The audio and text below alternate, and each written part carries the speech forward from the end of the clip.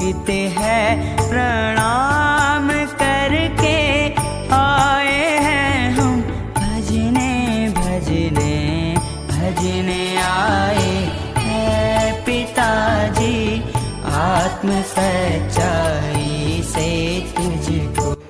आज का संदेश प्रभु के दास नेल्सन थॉमस मुंबई से बांटा जाएगा। प्रार्थना के साथ सुनिए। प्रभु परमेश्वर की स्तुति हो। शुभ संदेश के हमारे सारे श्रोताओं को एक और बार मसीह यीशु की अति श्रेष्ठ नाम में नमस्कार और जय मसीह की। थोड़ी देर के मनन के लिए आइए पढ़ेंगे यूहन्ना का सुसमाचार 4 अध्याय 21वां पद, जॉन्स गॉस्पेल चैप्टर 4 वर्स 21। यीशु ने उससे कहा, हे नारी, मेरा विश्वास कर कि समय आ रहा है जब तुम ना तो इस पर्वत पर और ना यरूशलेम में ही पिता की आराधना करोगे। प्यारो, हम यीशु मसीह और शमरी स्त्री के जो बातचीत है उस बातचीत पर विचार कर रहे थे। जब यीशु मसीह ने उस स्त्री का पापमय जीवन की ओर याद लाया तो तुरंत उस स्त्री ने विषय को बदलते हुए कहना शुरू किया 20वां पद में, हमारे पूर्वजों ने इस पर्वत पर आराधना की और तुम कहते हो कि यरूशलेम में ही वो स्थान है जहां मनुष्यों को आराधना करनी है। ये जो स्त्री बहुत ही चालाकी से वास्तव में आराधना के जो विभिन्न प्रकार का विचार है यहूदी और समरियों के बीच में इस विषय को लेकर आया। ये बात सही है कि यहूदी लोग यरूशलेम में उनके लिए बनाया हुआ मंदिर में उसकी आराधना होता है, लेकिन समरी लोग वहां जो गरिज़ीम पहाड़ है उस पहाड़ पर उनका आराधना का स्थान है, क्योंकि समरी लोग यहूदियों का नियमों को, मूसा के सारी व्यवस्था को नहीं मानते हैं, नहीं पालन करते हैं। प्रभु यीशु मसीह उसके लिए जवाब 22वां पद का उसका जवाब भी ध्यान देना है, तुम उसकी आराधना करते हो जिसे नहीं जानते। दूसरे शब्दों में, तुम्हारी आराधना गलत आराधना है। तुम्हारी आराधना का रीति जो है या सिस्टम जो है अज्ञानता की आराधना है। हम उसकी आराधना करते हैं, यानी यहूदी लोग उसकी आराधना करते हैं जिसे हम जानते हैं, क्योंकि उद्धार यहूदियों में से ही है। ये महत्वपूर्ण एक जवाब है। यहूदियों की आराधना अब जो चालू है, जब यीशु मसीह के समय में मंदिर है यरूशलेम में, वहां आराधना तो होते हैं, बलिदान होते हैं, ये सब कुछ नियमानुसार है, परमेश्वर के इच्छा के अनुसार है, पुराने नियम के जो प्रकटीकरण के आधार पर है। इस प्रकार यीशु मसीह उनको समझाते हैं और कहते हैं कि तुम्हारी आराधना गलत तरीका है। यहूदियों के बीच में से उद्धार आते हैं, क्योंकि परमेश्वर ने यहूदी लोगों के द्वारा अपना जो विचार, अपना जो योजनाएं मनुष्य जाति को प्रकट कर दिया। उतना नहीं, यीशु मसीह उद्धार करते का, मनुष्य जातियों का उद्धार करते का भी जो जन्म यहूदी परिवार से हुआ। लेकिन प्रभु यीशु मसीह आराधना के संबंध में एक महत्वपूर्ण प्रकटीकरण विषय यहाँ 21वां पद में बोलते हैं। क्या बोलते हैं? यीशु ने उनसे कहा, हे नारी, मेरा विश्वास कर कि समय आ रहा है। नारी, इस बात को विश्वास करो कि समय आ गया है या आ रहा है जब तुम ना तो इस पर्वत पर गरिज़ीम पहाड़ में तुम आराधना करते हो, वहां नहीं, यरूशलेम में यहूदी आराधना करते हो, वहां भी नहीं, ये दोनों जगह में नहीं। पिता की आराधना के बारे में यीशु मसीह इसके नीचे कई बातें कहते हैं। हम उस पर गहराई से विचार करेंगे, लेकिन ये पहली मुद्दा के ऊपर हमें देखकर बंद करना है। वो ये है, आज आराधना के लिए कोई खास जगह की आवश्यकता नहीं।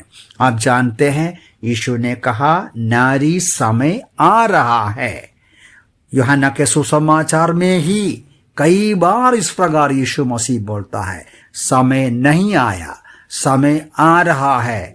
और एक बार यीशु बोलेगा, समय आ गया है।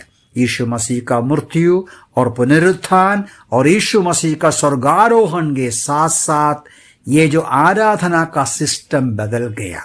पुराने नियम का आराधना यहूदियों का मंदिर में होता था, उनका मंदिर में ही आराधना करना था। व्यवस्था विवरण में इस बात को बराबर कहा है, और कहीं भी तुम लोग आराधना या बलिदानों को अर्पण नहीं करना है। यरोबियाम राजा के समय में बेथेल में और दान में वो शुरू करने का कोशिश किया और वहां आराधना स्थल बनाने का कोशिश किया, वो पाप बन गया, ऐसा हम पढ़ते हैं। तो पुराने नियम में एक स्थान था, पहले तंबू, बाद में मंदिर जो सुलेमान ने बनाया। लेकिन सुलेमान मंदिर को बनाते समय ही इस बात को कबूल किया था। क्या कबूल किया मालूम है? पहला राजाओं का पुस्तक उसका 8वां अध्याय का 27 में इस प्रकार राजा सुलेमान कहते हैं, परंतु क्या परमेश्वर सचमुच पृथ्वी पर वास करेगा? देख, मेरे बनाए हुए भवन में तो क्या तू तो स्वर्ग में वरन सबसे ऊंचा स्वर्ग में भी नहीं समाता। परमेश्वर इतना महान ईश्वर है, उस महान ईश्वर को मैंने बनाया हुआ भवन में समा सकता है? उनके मन में शक था। यशायाह के पुस्तक में भी परमेश्वर ने ही इस प्रकार कहता है। यहोवा यों कहते हैं 66 अध्याय में पहला पद में, स्वर्ग मेरा सिंहासन, पृथ्वी मेरे चरणों की चौकी है, तब तुम मेरे लिए कहाँ घर बनाओगे, कहाँ विश्राम स्थान बनाओगे? यहोवा की ये वाणी है, ये सब वस्तुएं मेरे हाथ की बनाई हुई है। इस प्रकार से ये सब वस्तुएं अस्तित्व में आई, परंतु मैं ऐसे व्यक्ति पर दृष्टि करूंगा जो दीन और टूटे मन का हो और जो मेरे वचन के कारण धरधराते हो।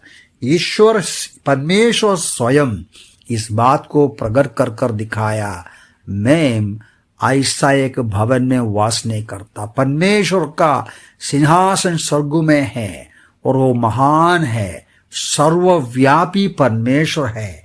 उसको एक रूम में, एक कमरे में हम समा नहीं सकता है।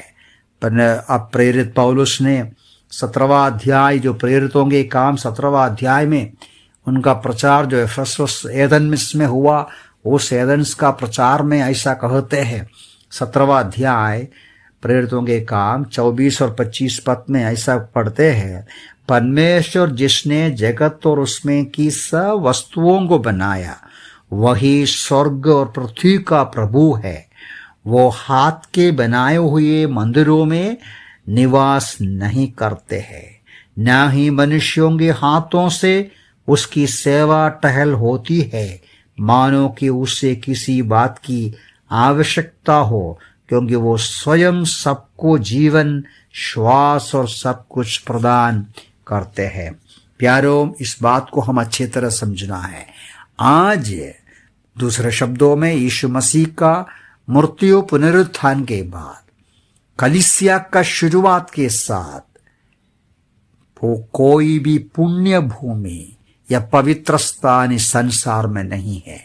परमेश्वर की आराधना करने के लिए कुछ खास जगह की आवश्यकता नहीं, क्योंकि परमेश्वर हर जगह वास करते हैं, सर्वव्यापी है। लेकिन कुरिन्थियों की पत्र में हम पढ़ते हैं, आज परमेश्वर बुनियादी तौर पर हमारे हृदयों में वास करते हैं। पहली कुरिन्थी उसका 6 अध्याय का 19 पद में पढ़ते हैं, क्या तुम नहीं जानते कि तुम्हें से प्रत्येक की देह पवित्र आत्मा का मंदिर है, जो तुम्हें है और जिसे तुमने परमेश्वर से पाया है, कि तुम अपने नहीं हो। तो बुनियादी तौर पर आज परमेश्वर वास करते हैं हमारे दिलों में, व्यक्तिगत जीवन में। ये कैसा होता है? ये जरूर उस प्रकार होता है जब हमारे पापों को हम कबूल करेंगे, मन फिराएंगे, यीशु मसीह को हमारे हृदय में स्वीकार करेंगे, तब ही हमारे अंदर प्रभु की आत्मा वास करते हैं और हमारे शरीर उसका मंदिर बन जाते हैं। तो परमेश्वर की आराधना हमारे हृदय से करना है, परमेश्वर को हृदय में बिठाना है, जगह देना है। कोई पवित्र स्थल में वो नहीं कर सकता है। एक बात और हम मत्ती रसूल समाचार 18 का 20 में पढ़ते हैं, जहां 2 या 3 मेरे नाम में एकत्रित होते हैं, वहां मैं उनके बीच में हूं। कलीसिया परमेश्वर का मंदिर है। परमेश्वर वास करते हैं हमारे हृदय में, परमेश्वर वास करते हैं प्रभु के लोग इकट्ठे होते समय उनके बीच में। तो इस बात पर हमें विचार गहराई से करना है। कोई पवित्र स्थान, कोई खास स्थान नहीं, आराधना हृदय से होना है। हमारे हृदय में परमेश्वर को जगह देना है। और कलीसिया इकट्ठा होते समय उद्धार पाया हुआ विश्वासियों का झुंड में कलीसिया में प्रभु की स्तुति आराधना करना है। प्रभु हमें सहायता करे अपने आप को जांचने के लिए कि हमारे हृदय में प्रभु वास करते हैं। क्या हम प्रभु के लोगों के झुंड में आराधना के लिए ध्यान देते हैं? इन वचनों से प्रभु में सहायता करें। प्रभु के नाम की महिमा।